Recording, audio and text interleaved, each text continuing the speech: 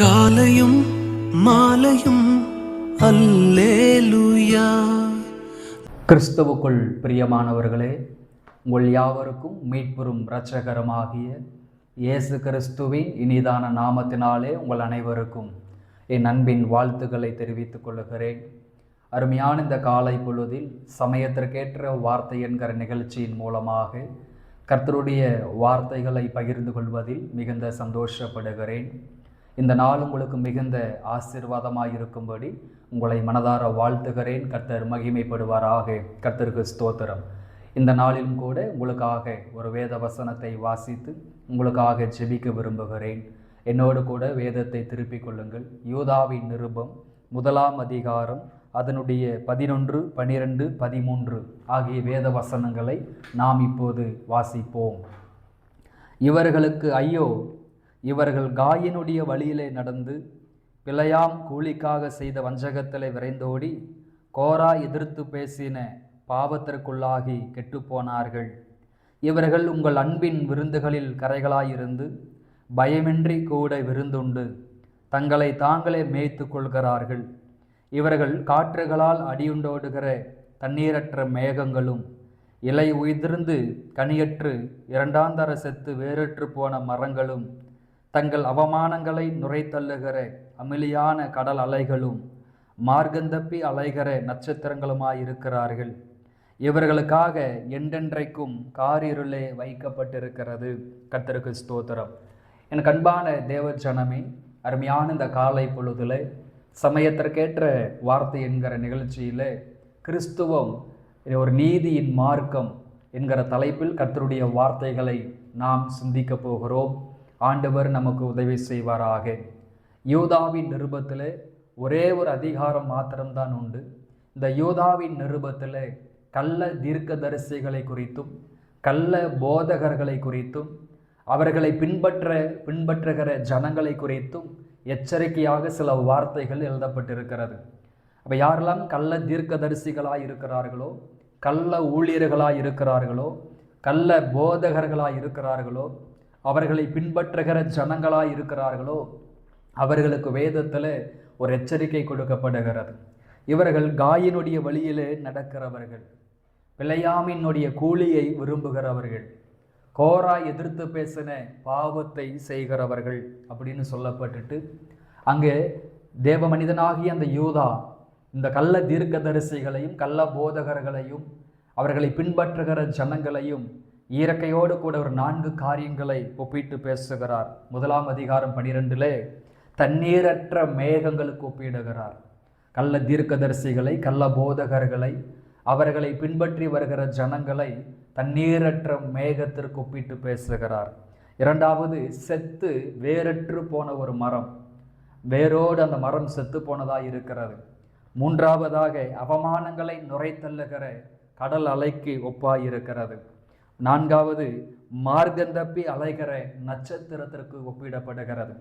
அப்போ என் கண்பான தேவ ஜனமே, யூதாவின் நிருபம் 1 அதிகாரம் 13 மார்க்கந்தப்பி அலைகிற நட்சத்திரம் என்கிற ஒரு வார்த்தை சொல்லப்படுகிறது. யார் மார்க்கம் தப்பி அலைகிற நட்சத்திரமாய் இருக்கிறாள் என்று பார்க்கும் பொழுது கள்ள தீர்க்கதரிசிகள், கள்ள போதகர்கள், கள்ள தீர்க்கதரிசிகளை பின்பற்றுகிற ஜனங்கள், கிறிஸ்துவை மறுதலிக்கிறவர்கள், கிறிஸ்துவுக்கு விரோதமாக செயல்படுகிறவர்கள் மார்க்கந்தப்பி அலைகிற நட்சத்திரமாயிருக்கிறார்கள். மார்க்கந்தப்பி அலைகிற நட்சத்திரமாயிருக்கிறார்கள். அப்போ என் கண்பானவர்களே, இந்த உலகத்தில் மார்க்கத்தை பின்பற்றுகிற இயேசுவை பின்பற்றுகிற ஜனங்களும் உண்டு, மார்க்கந்தப்பி அலைகிற நட்சத்திரங்களுமாயும் இருக்கிறார்கள். பெயரளவில் அவங்க கிறிஸ்தவர்கள், அவர்கள் ஊழியர்கள், அவர்கள் விசுவாசிகள் தான். ஆனால் செயல்முறைகளை பார்க்கும் பொழுது இவர்கள் மார்க்கந்தப்பி அலைகிற நட்சத்திரங்களாய் இருக்கிறார்கள். யாக்கோபு 5:20 வாசிக்கிறோம், தவறி போன மார்க்கத்தினின்று பாவியை திருப்புகிறவன் ஆத்துமாவை ரட்சிக்கிறான், திரளான பாவங்களை மூடுகிறான் என்று வேதத்தில் படிக்கிறோம். அப்போ ஒன்று மார்க்கந்தப்பி அலைகிற நட்சத்திரமாய் இருக்கிறாங்க, இன்னொன்று தவறி போன மார்க்கத்தில் இருக்கிறாங்க. ஸ்தோத்திரம். என் கண்பானவர்களே, மார்க்கம் என்பது ஒரு இடத்திற்கு செல்லும் வழியாக இருக்கிறது. மார்க்கம் என்றால் என்ன? அது ஒரு வழி.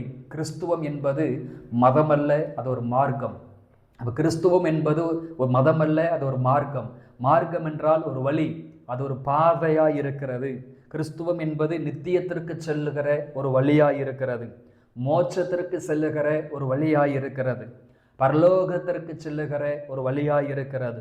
இளைப்பாறுதலுக்குள் பிரவேசிக்கிற ஒரு வழியாக இருக்கிறது. இயேசு சொன்னார், நானே வழியும் சத்தியமும் ஜீவனமாய் இருக்கிறேன் என்று ஆண்டவர் சொன்னார். கர்த்தருக்கு ஸ்தோத்திரம். அப்போ என் கண்பான தேவ ஜனமே, கிறிஸ்துவம் என்பது மதமல்ல, அது ஒரு மார்க்கம், அது ஒரு வழி.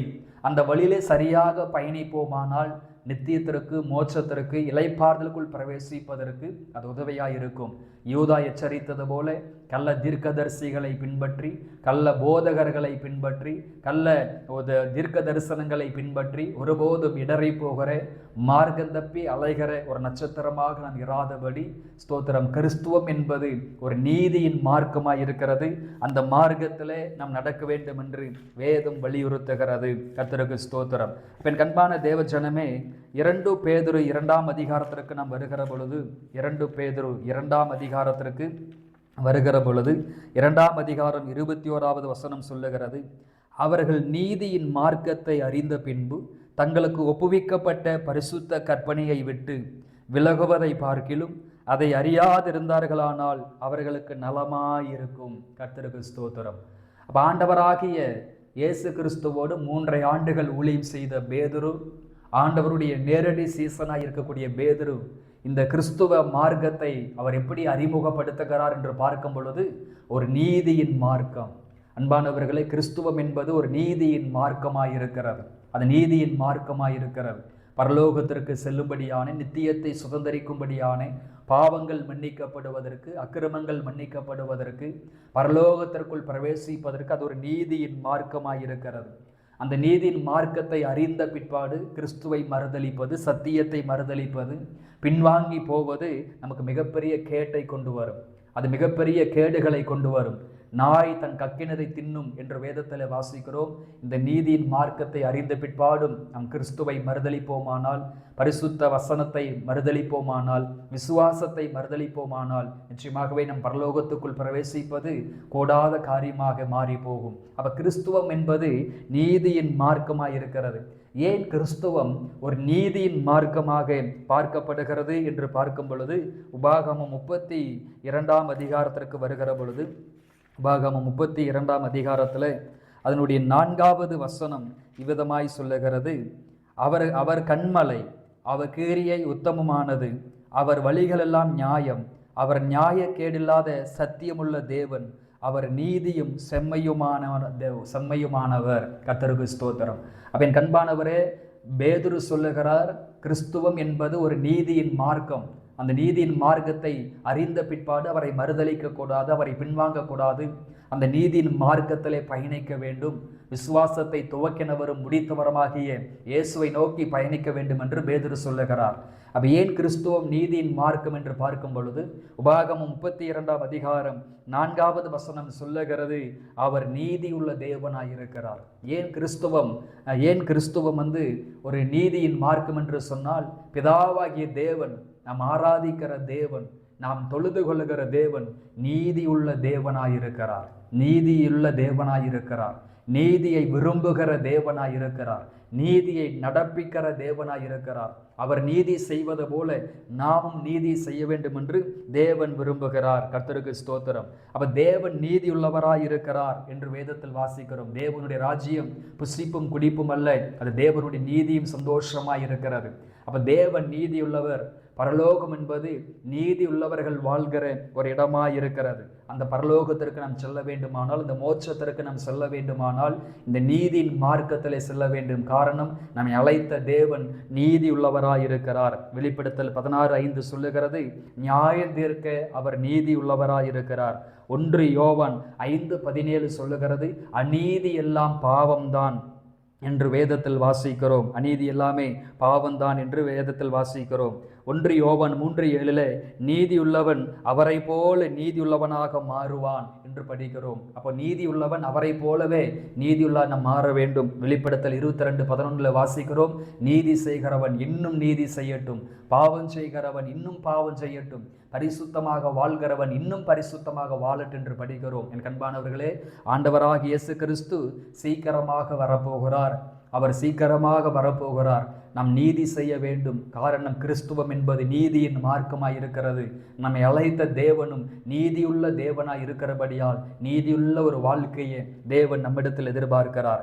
இரண்டாவதாக, ஏன் கிறிஸ்துவ மார்க்கம் ஒரு நீதியின் மார்க்கம் என்று பார்க்கும் பொழுது 1 யோவான் 2ஆம் அதிகாரம் அதனுடைய 1வது வசனம் சொல்லுகிறது, என் பிள்ளைகளே, நீங்கள் பாவம் செய்யாதபடிக்கு இவைகளை உங்களுக்கு எழுதுகிறேன். ஒருவன் பாவம் செய்வானானால் நீதிபரராயிருக்கிற இயேசு கிறிஸ்து நமக்காக பிதாவினிடத்தில் பரிந்து பேசுகிறவராயிருக்கிறார். கர்த்தருக்கு ஸ்தோத்திரம்.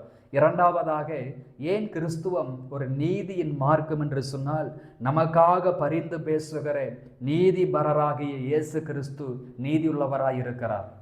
முதலாவது நம்ம பார்த்தோம், அழைத்த தேவன் நீதியுள்ளவர் என்று பார்த்தோம்.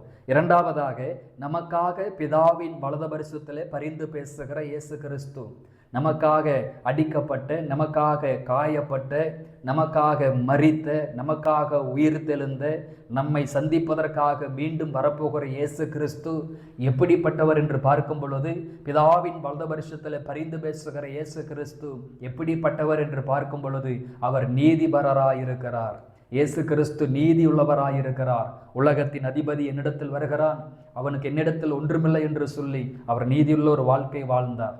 அவரை சிலுவையில் அறைவதற்கு கட்டளையிட்ட பிலாத்து கூட சொன்ன, அவரிடத்தில் ஒரு அநீதியும் நான் காணவில்லை, அவர் நீதியுள்ளவராய் இருக்கிறார் என்று சாட்சி கொடுக்கிறான். என் கண்பானவரே, இயேசு கிறிஸ்து இன்றைக்கும் பிதாவின் வலது பரிசுத்திலே நம்முடைய பாவங்களுக்காக, நம்முடைய அக்கிரமங்களுக்காக, நம்முடைய குற்றங்களுக்காக அவர் பரிந்து பேசி கொண்டு இருக்கிறார். காரணம், அவர் நீதிபரராய் இருக்கிறார். 1 யோவான் 1:9 சொல்லுகிறது, நமது பாவங்களை அறிக்கையிட்டால் மன்னிப்பதற்கும் நம்மை சுத்திகரிப்பதற்கும் அவர் இன்றைக்கும் உண்மையுள்ளவராகவே இருக்கிறார். உண்மையும் நீதியும் உள்ளவராகவே இருக்கிறார் என்று வேதத்தில் படிக்கிறோம். அப்ப முதலாவது, பிதாவாகிய தேவன், நம்மை அழைத்த தேவன் நீதியுள்ளவர். இரண்டாவது, பிதாவின் வலது பரிசுத்தில் நமக்காக பரிந்து பேசுகிற இயேசு கிறிஸ்து நீதியுள்ளவராயிருக்கிறார்.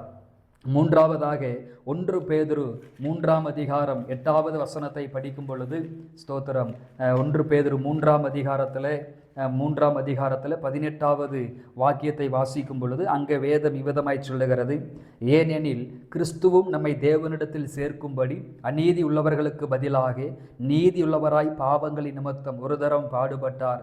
அவர் மாம்சத்திலே கொலையுண்டு ஆவியிலே உயிர்ப்பிக்கப்பட்டார் என்று வேதத்தில் படிக்கிறோம். மூன்றாவதாக, நமக்காக மரித்தவர் நீதியுள்ளவராயிருக்கிறார். நம்முடைய பாவங்களுக்காக, நம்முடைய அக்கிரமங்களுக்காக, நம்முடைய குற்றங்களுக்காக, நாம் செய்த தவறுகளுக்காக இயேசு கிறிஸ்து 2000 ஆண்டுகளுக்கு முன்பதாக அவர் சிலுவையில் அடிக்கப்பட்டார். அவர் சிலுவையிலே நமக்காக மரித்தார்.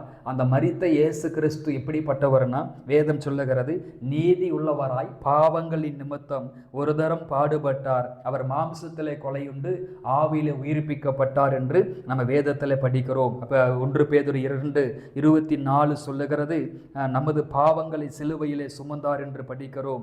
1 தீமோத்தேயு 3:16 ஆவியிலே நீதி உள்ளவர் என்று விளங்கப்பட்டார் என்று வேதத்தில் படிக்கிறோம். என் கண்பான தேவச்சனமே, நமக்காக மரித்தவர் நீதியுள்ளவராய் இருக்கிறார். நமக்காக சிலுவையை சுமந்தவர் நீதியுள்ளவராய் இருக்கிறார். அழைத்த தேவன் நீதியுள்ளவர்.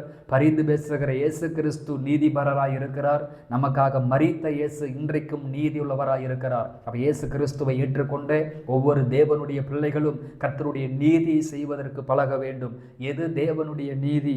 ஸ்தோத்திரம், யாக்கோபு 2:23, கலாத்தியர் 3:6 சொல்லுகிறது, விசுவாசத்தினால் உண்டாவதுதான் நீதி. இயேசு கிறிஸ்துவை விசுவாசிப்பதுதான் நீதி. நம்முடைய பாவங்களுக்காக, நம்முடைய அக்கிரமங்களுக்காக, நம்முடைய குற்றங்களுக்காக மரித்தார் என்றும், அவர் என்னை சந்திக்க வருவார் என்றும், என்னுடைய பாவங்களை மன்னித்தார் என்றும் நாம் விசுவாசிக்கும் பொழுது அந்த விசுவாசத்தினால் உண்டாவதுதான் தேவனுடைய நீதியாயிருக்கிறது. இரண்டாவதாக ரோமர் 5:9 சொல்லுகிறது, இயேசு எனக்காக மரித்தார், உயிர்த்தெழுந்தார், இரத்தத்தினால் கழுவப்பட்டோம், நீதிமான் ஆக்கப்பட்டோம் என்று வேதத்தில் படிக்கிறோம். இரண்டாவது, இயேசு கிறிஸ்துவினுடைய இரத்தம் இன்றைக்கு நம்மை நீதி உள்ளவர்களாக மாற்றுகிறது, நீதிமான்களாக மாற்றுகிறது. மத்தேயு 3:15 வாசிக்கிறோம், யோவான் ஸ்நாபகனிடம் இயேசு சொல்லுகிறார், நான் இப்பொழுது உன்னிடத்தில் ஞானஸ்நானம் எடுக்க வேண்டும், இதுவே தேவனுடைய நீதியாய் இருக்கிறது என்று. அப்ப ஞானஸ்நானம் எடுப்பது தேவனுடைய நீதியாய் இருக்கிறது. அப்ப இந்த வார்த்தையை கேட்டுக்கொண்டிருக்கிற கண்பான தேவ பிள்ளைகளே, நாம் பிதா குமாரன் பரிசுத்தாவின் நாமத்தில் ஞானஸ்நானம் எடுப்பது தேவனுடைய நீதியாய் இருக்கிறது. அநேகர் மார்க்கம் தப்பி அலைகிற நட்சத்திரங்களாய் இருக்கிறார்கள். நீங்களும் நானும் மார்க்கம் தப்பி அலைகிற நட்சத்திரமாய் இராமல் கிறிஸ்துவம் ஒரு நீதியின் மார்க்கமாய் இருக்கிறபடியால் நீதி செய்கிறவர்களாய் மாறுவோம். இன்னும் நீதி செய்வோம். நீதியுள்ள தேவனை சந்திப்பதற்கு, நீதிபரராக இயேசு கிறிஸ்துவை சந்திப்பதற்கு நீங்களும் நானும் ஆயத்தமாவோம். கர்த்தர் நம்மை ஆசீர்வதிப்பாராக. ஜெபிப்போம். அன்பின் பரலோக பிதாவே, ஆசீர்வாதமான இந்த காலை பொழுதற்காக உமக்கு நன்றி அப்பா. கிறிஸ்துவம் ஒரு நீதியின் மார்க்கம் என்று நாங்கள் சிந்தித்தோம். அநேகர் ஆண்டவரே மார்க்கம் தப்பி அலைகிற நட்சத்திரத்தை போல் இருக்கிறாங்கப்பா. நாங்கள் வசனத்தை வாசிக்கிற நாங்கள், ஜெபிக்கிற நாங்கள், ஆலயத்திற்கு செல்லுகிற நாங்கள் மார்க்கம் தப்பி அலைகிற நட்சத்திரமாய் இராமல் நீதியின் மார்க்கத்தை பின்பற்றுகிற ஒரு கூட்டமாய் கர்த்தர் மாற்றுவீராக. ஆண்டவரே ஸ்தோத்திரம். யாரெல்லாம் அந்த வசனத்தை கேட்டுக்கொண்டு இருக்கிறார்களோ அவர்கள் ஒவ்வொருவரும் ரட்சிக்கப்படவும், மனம் திரும்பவும், ஞானஸ்நானம் எடுக்கவும் ஆண்டவர் கிருபை செய்வீராக. அப்படி ரட்சிக்கப்பட்டவர்கள் தொடர்ந்து அந்த ரட்சிப்பில், அந்த கிருபையில் நிலை கொண்டிருக்க ஆவியானவர் கிருபை செய்யும்படி நான் ஜெபிக்கிறேன். கிறிஸ்துவம் ஒரு நீதியின் மார்க்கமாய் இருக்கிறபடியால் நீதி செய்கிறவராய் எங்களை உருவாக்குவீராக. எங்கள் சிந்தை நீதியாய், எங்கள் பார்வை நீதியாய், வாயின் வார்த்தைகள் நீதியாய், ஆண்டவரே எங்கள் செயல்கள் நீதியாய் இருக்கும்படி நாங்கள் மனதார ஜெபிக்கிறோம். ஆண்டவரே ஸ்தோத்திரம். வசனத்தை கேட்கிற ஒவ்வொருவரையும் ஆசீர்வதியும் இயேசுவின் நாமத்தில் பிதாவே, ஆமேன். கிறிஸ்துவுக்குள் பிரியமானவர்களே, இந்த வசனத்தின் அடிப்படையில் ஆண்டவர் உங்களை ஆசீர்வதிப்பாராக. God bless you.